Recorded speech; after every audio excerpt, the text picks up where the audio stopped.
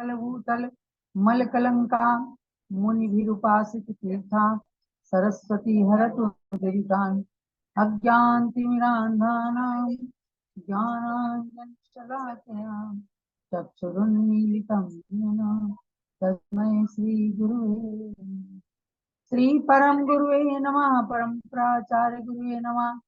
सकल कलुष विध्वंसकम श्रेयसां परिवर्धकम धर्म संबंधकम पाप प्रणाशकम पुण्य प्रकाशकम भव्य जीवमना प्रतिबोधकारकम इदं शास्त्रम श्री प्रवचन निर्देशिका नामधेयम् अस्य मूल ग्रंथ कर्तारा श्री सर्वज्ञदेवा तदुत्तर ग्रंथ कर्तारा श्री गणधरदेवा प्रतिगणधर देवा तेषां वचोनुसारमासाद्य गणिनी आरिकाशी ज्ञानमती मात्रा विरचितं श्रोतारा सावधानतया शृण्वन्तु। मंगलम भगवान वीरो मंगलम गौतमो गणी मंगलम कुंद कुंदाद्यो जैन धर्मोस्तु मंगलम।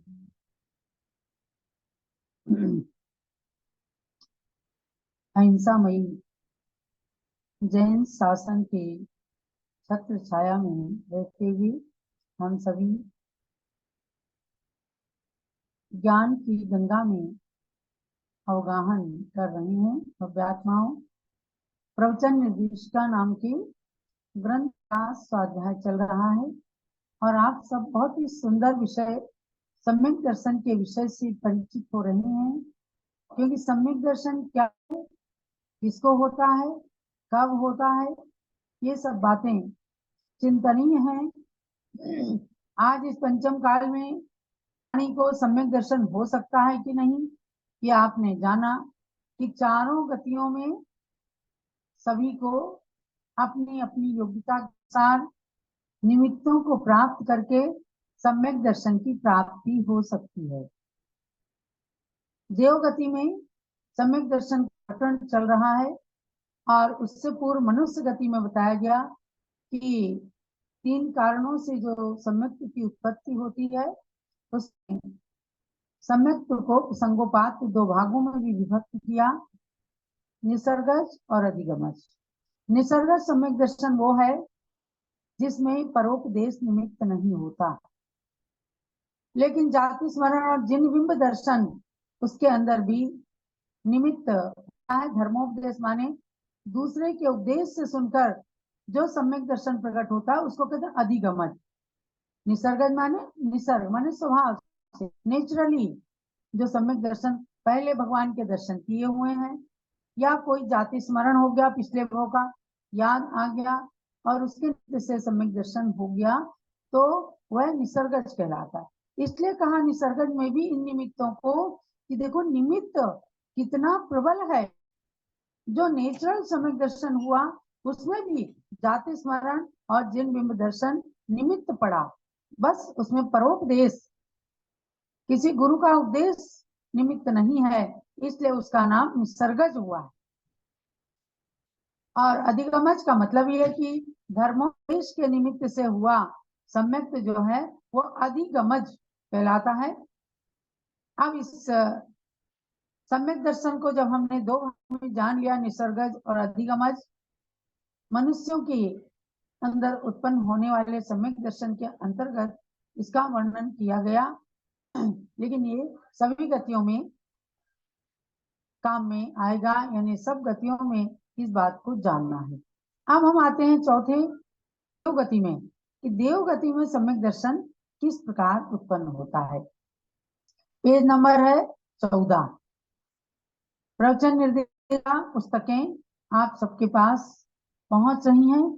जिनके पास नहीं पहुंची हैं, आगे आप पढ़ना चाहते हैं तो जम्बूदीप हस्तिनापुर संपर्क करके जरूर मंगाएं। प्रवचन निर्देशिका निःशुल्क पुस्तक जा रही है, कोई पुस्तक का शुल्क नहीं है, कोई भेजने का, कोई आपको प्राप्त करने का शुल्क नहीं है, बस केवल पढ़ना ही शुल्क है कि आप अच्छे से पढ़िए, पढ़ करके ज्ञान प्राप्त करिए, परीक्षा दीजिए, यही सबसे बड़ा एडवांटेज है। तो उसको मंगाइए। जब तक लोगों के पास नहीं पहुंची, हमने PDF भी आपको आया है और पुस्तक तुरंत समाप्त हो चुकी थी, इसलिए छपने के लिए गई हुई है, अब निश्चित रूप से आ गई होंगी और आप लोगों को जरूर मिल जाएंगी। बोलते हैं कि स्टॉक में नहीं है, तो स्टॉक में नहीं है लेकिन छपने के लिए गई हुई है और शीघ्र ही वह मिल जाएंगी। तब तक आप पीडीएफ से काम चलाएं और पीडीएफ प्राप्त करने के लिए जो जूम चैनल में नंबर दिया गया है उससे आप संपर्क करके पीडीएफ प्राप्त कर लें। देवताओं में सम्यक दर्शन कैसे? तो देवता में पर्याप्त मिथ्या दृष्टि देव अंतर मुहूर्त काल से लेकर ऊपर कभी भी प्रथम सम्यक प्राप्त कर सकते हैं। यहाँ चूंकि सम्यक दर्शन में प्रथमोपसम सम्यक दर्शन जिसने जीवन में कभी नहीं प्राप्त किया था, पहली बार प्राप्त कर रहे हैं सम्यक दर्शन, उसको कहते हैं प्रथम सम्यक, प्रथमोपसम सम्यक। और ये नियम से अंतर मुहूर्त तक ही होता है, अंतर मुहूर्त के बाद छूटता है। तो कह रहे हैं कि देव जब मिथ्या दृष्टि है उन्हीं को सम्यक दर्शन होगा, सम्यक दृष्टि को क्या सम्यक दर्शन होगा? तो मिथ्या दृष्टि देव पर्याप्त अवस्था में अंतर मुहूर्त काल से लेकर ऊपर कभी भी प्रथम सम्यक प्राप्त कर सकते हैं, अंतर मुहूर्त से पहले नहीं।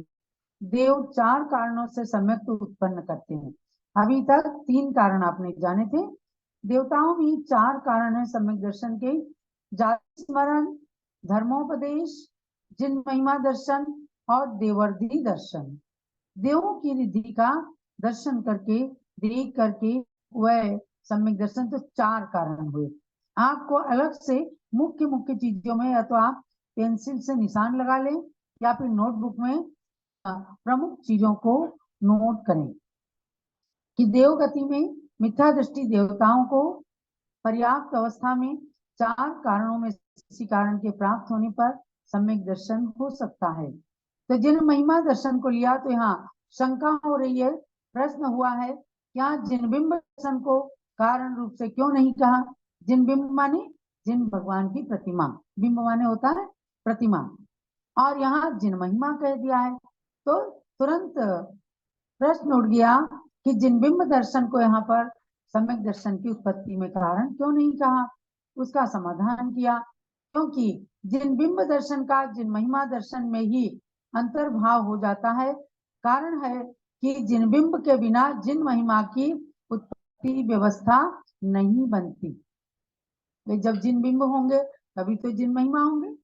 भगवान के प्रतिमा मंदिर में विराजमान है, तभी रथ यात्रा निकालेंगे, तभी पालकी यात्रा निकालेंगे या उनकी महिमा का बखान करेंगे। तो जिन बिंब दर्शन अलग से नहीं कहा है, जिन महिमा दर्शन में ही जिन बिंब दर्शन समाविष्ट हो जाता है।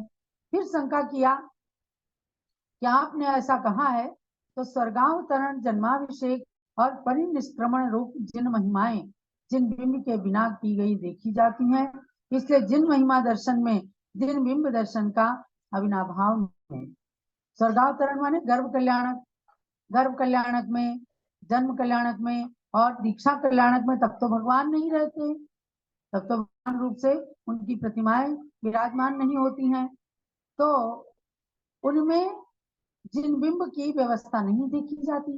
तो महिमा दर्शन में जिन बिंब दर्शन का अविनाभाव नहीं, माने कि जिन बिंब को अलग कहो और जिन महिमा दर्शन को अलग कहो। तो समाधान क्या? ऐसा नहीं है। ये सारी शंका समाधान सठ खंडागम की धवला टीका के अंदर आपको मिलेंगे, प्रथम पुस्तक में ही मिल जाएंगे।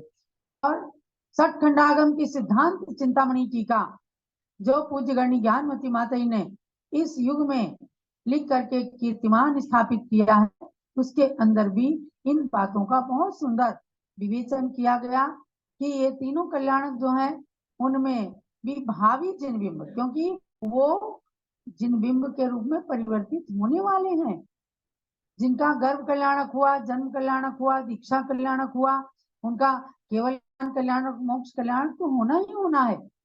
इसलिए उनमें भावी भगवंतों का बिंब यानी उनकी प्रतिमाओं का दर्शन, भावी मानी भविष्य काल में वे भगवान बनने वाले हैं तो निश्चित रूप से उनकी प्रतिमाएं भी बनेंगी। तो इसलिए उनका भावी बिंब का दर्शन उसमें पाया जाता है।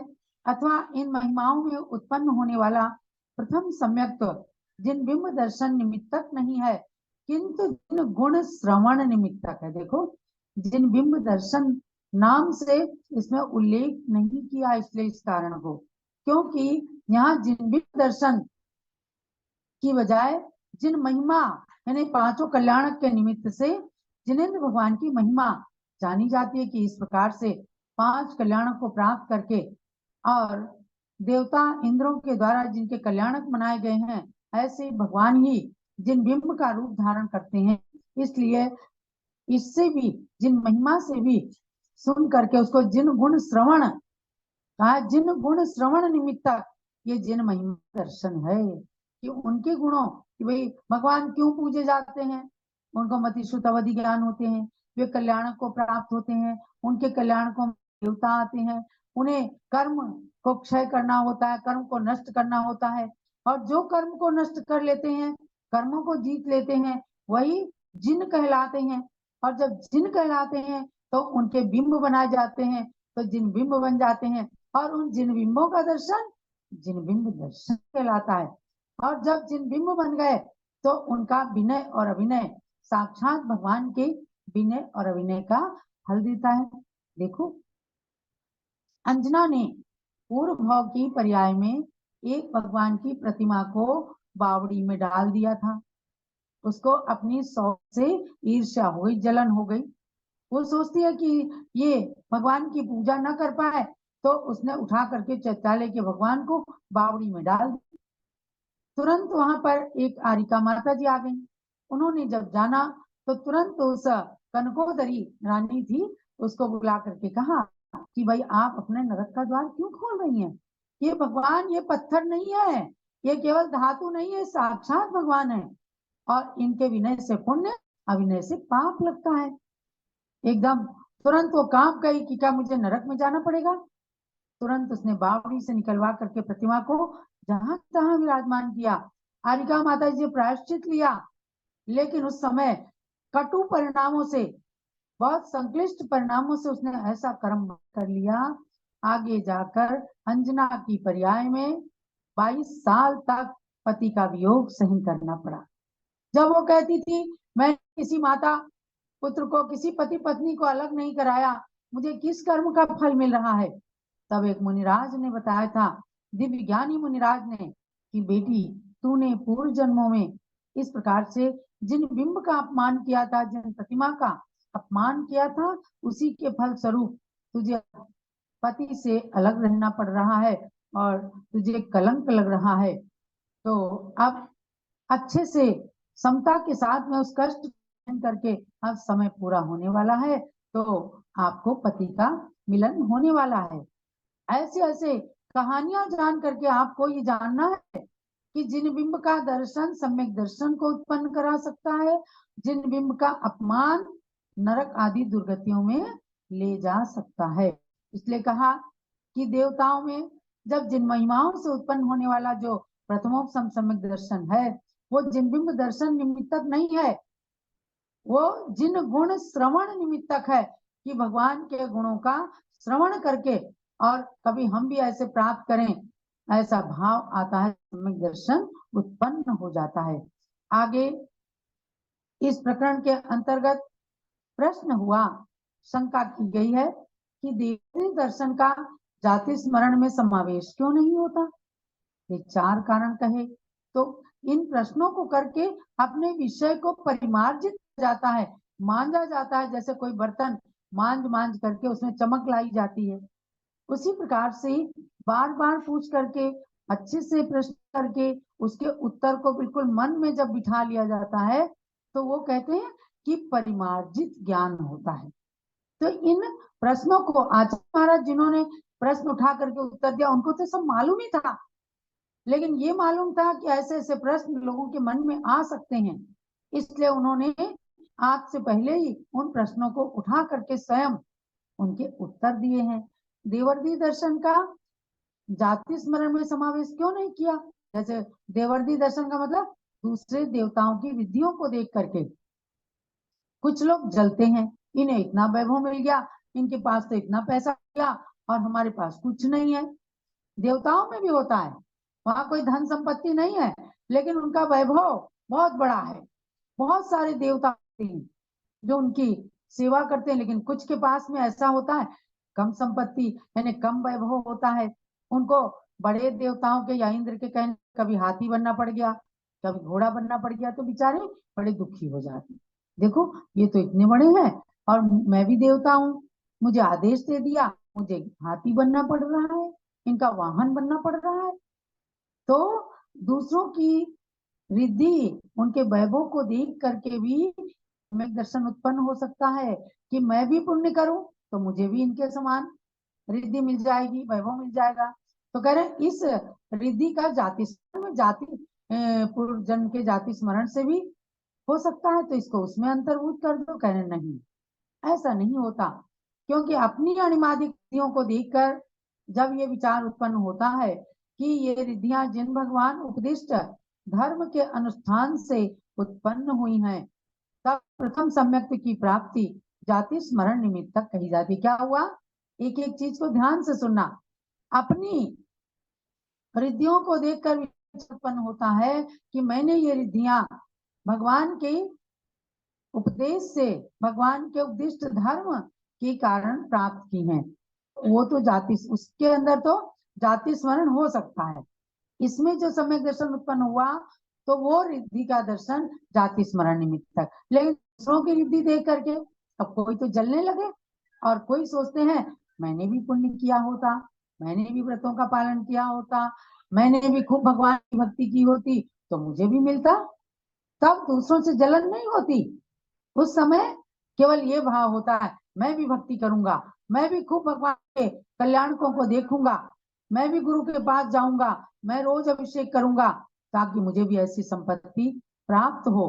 तो ये जब निमित्त बनता है दूसरों की रिद्धि को देख करके, सौधर्म इंद्र आदि देवों की महारिद्धियों को देखकर ये ज्ञान उत्पन्न होता है कि ये रिद्धियां सम्यक दर्शन से संयुक्त संयम पालन करने के फल से प्राप्त हुई हैं, किंतु मैं सम्यक से रहित द्रव्य संयम के फल से इन वाहन आदि नीच देवों में उत्पन्न हुआ हूँ। तब प्रथम सम्यक का ग्रहण देवर्धि दर्शन निमित्त तक होता है। समझ गए ना कि उन्हें वाहन पड़ा तो एकदम मन के अंदर आया मैं भी पुण्य करूं और मैं भी ऐसे रिद्धिधारी देव बन जाऊं, मुझे आज इनका वाहन करना पड़ रहा है। इससे जाति स्मरण और देवर्धि दर्शन ये दोनों कारण एक नहीं हो सकते।